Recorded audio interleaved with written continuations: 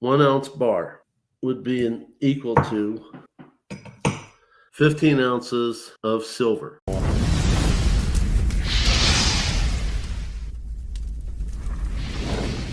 What's up, everyone? Tiger Stacker here. Let's talk about the gold and silver ratio. It's quite enormous in the last number of years, and certainly has been a way since I started stacking, but it wasn't always that way. When our country first started, the gold to silver ratio was at 15 to 1, which meant that 1 ounce of gold was legally valued and equivalent to 15 ounces of silver. That ratio was chosen to align with the prevailing market conditions to establish a stable monetary system for such a young nation. The Coinage Act of 1792 formally established the gold to silver ratio for the monetary system. While the ratio was fixed at 15 to 1, the market continued to fluctuate, eventually leading to the changes in the legal ratio in later years, which you and I now experience. This is a $1 gold from 1852. Liberty Head, beautiful piece, 0.0483 troy ounces. And in the beginning, if this coin existed in the beginning, would be equal to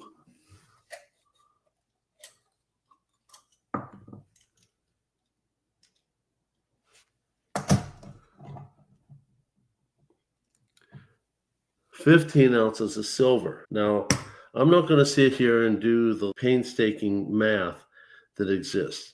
This is 0.0483, almost 0.05 troy ounces of gold.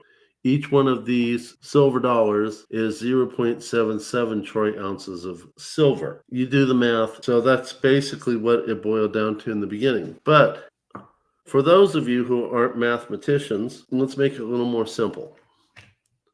1 ounce bar would be equal to 15 ounces of silver in the beginning. But I hear you say, but Tiger, I don't want to talk about bars. All right, no problem. Let's talk about our beloved American Gold Eagle. It would be equal to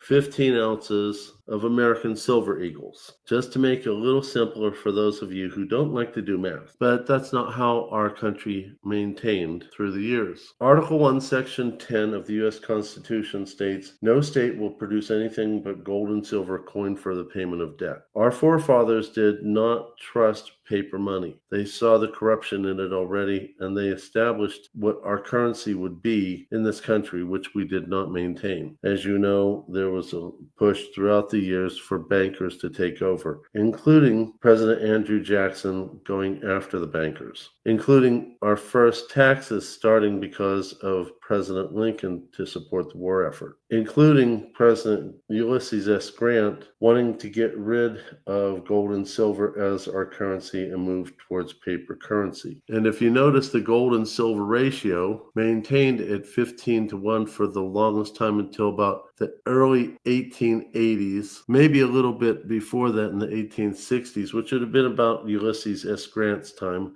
It climbed up, and then it started climbing up faster in the 1880s through 1895. So who was president during that time? Chester Arthur, Grover Cleveland in his first term, Benjamin Harrison in the in-between term, with Grover Cleveland coming in again in his non-consecutive second term. And that seems to be about the time things started to get out of hand, which then got a little further out of hand around 1907.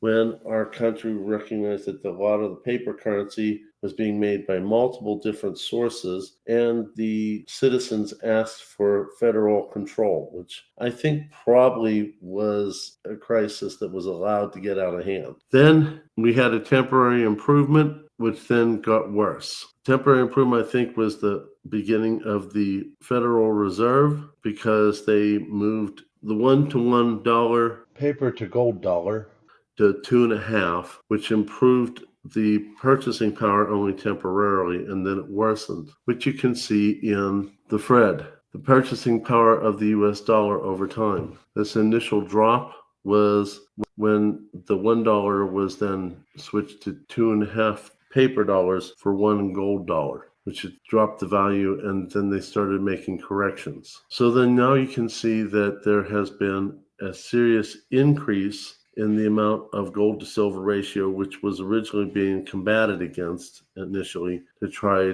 to preserve the purchasing power. But as you can see, ever since the early 1900s, there has been a continual fight until around the 1950s to 60s, and then there has been a slow worsening over time, which coincides with the purchasing power from the Fed. So where are we at today? Well, today, being July 13, 2025, we are at gold spot price of $3,369 and change, and a silver spot price of $38 and change, which gives us a gold to silver ratio currently at approximately 87, but not long ago we were hitting well above 100. So what does that look like? Based upon the $1,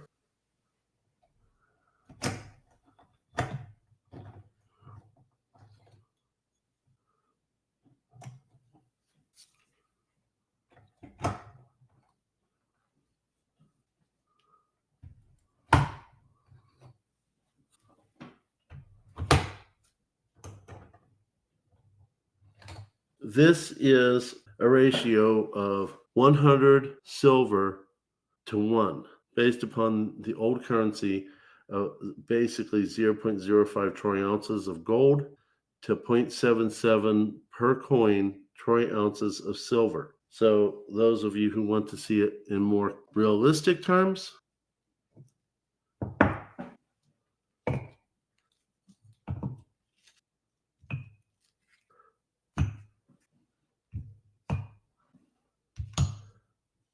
that's 80 because that's a 20-ounce bar. 100 troy ounces in bar form. And being that we are about 90 to 1,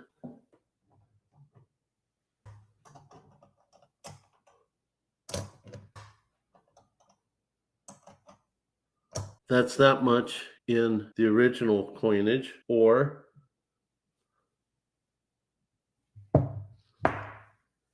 in bar form. But I hear you say, Tiger, what about the American Gold Eagle? I'm glad you asked that.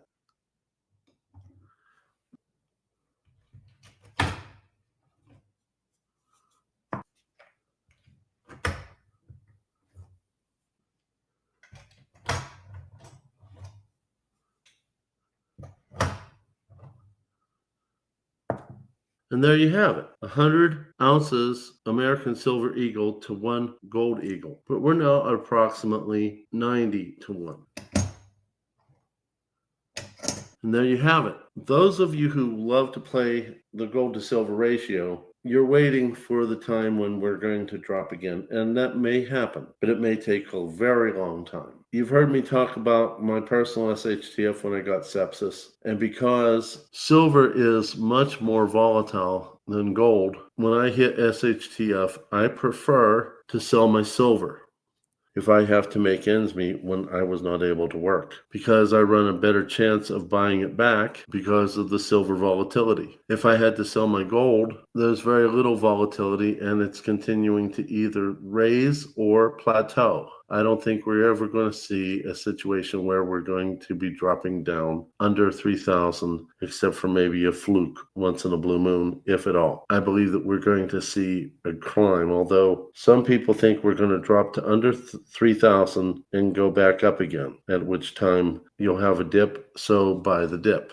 But for those of us who cannot afford to do that because our jobs keep us from having the freedom to play that market, such as myself, it was better to sell silver and buy it back later because I have a chance to buy the dip and still have the chance to have the upswing of silver if and when it does happen. And I believe it's more of an issue of when more than an issue of if. And then to hold on to my gold as a chance to preserve my wealth. So when we do hit a major spike in gold, I can then try to cash out pay off my house, cars, anything else to prevent the government from taking away from me what they would like to take away. Because a lot of bankers throughout the years, including Montague Norman from 1924, is quoted as saying, capital must protect itself in every way possible, both by combination and legislation. Debts must be collected, mortgages foreclosed as rapidly as possible. When through process of law, the common people lose their homes, they will become more docile or more easily governed through the strong arm of government applied by a central power of wealth under leading financiers. These truths are well known among our principal men who are now engaged in forming an imperialism to govern the world. By dividing the voter through the political party system,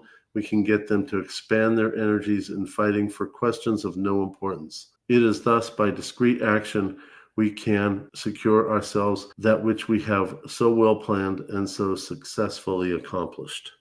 They've been planning this all along, and probably centuries before Montague Norman. So please pay attention to the gold and silver ratio and make sure that you try your best to stack the gold as best as you can, stack the silver as best as you can.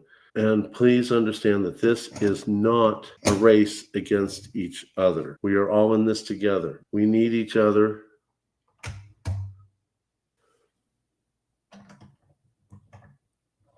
Hold on to your wealth as best as you can. Protect your families. Protect each other. See you all in the next one. Tiger Stacker out.